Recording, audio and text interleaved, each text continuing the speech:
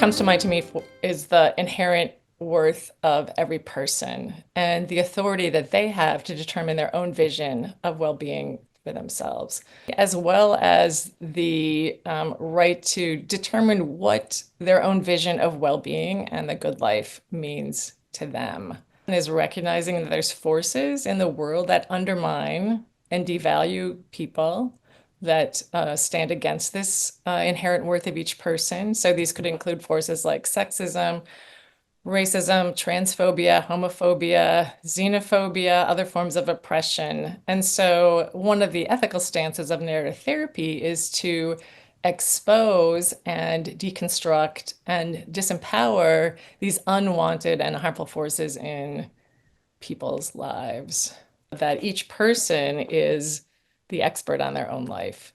So it's not the role of a therapist to impose a view of well-being or give advice to people or interpret their experiences, but rather to help make plain to the person what their own values and preferences are, and to help them more clearly see what the things they've been doing that's helped them take steps toward this vision of well-being themselves. What are the things that support them? Right now, I see this ethical stance as really important in the chaotic world that we're facing right now. And I'm in the US in March of 2025. And so we're facing this chaotic challenge in which basic human rights are being trampled upon. People are being taken off the streets and detained without due process. They're being kidnapped and imprisoned.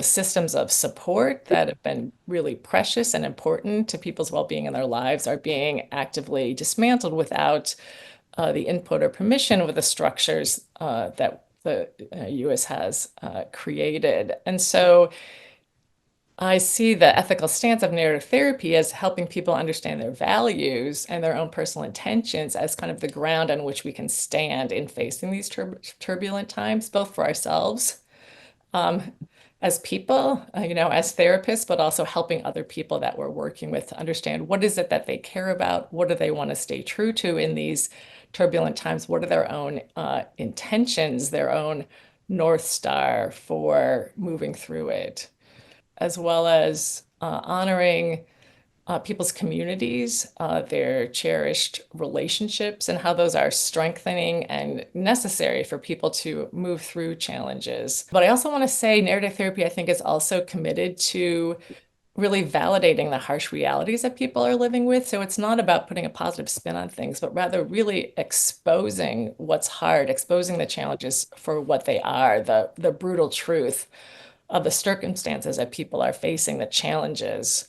And in facing these challenges, people can experience things like rage or despair, fear. And I feel that, the commitment of narrative therapy is to help people honor and understand the way in which these at times really painful emotions are really based on the values that people hold that have been trampled on, whether it's one's own well-being or freedom or that of communities or other people that one really values.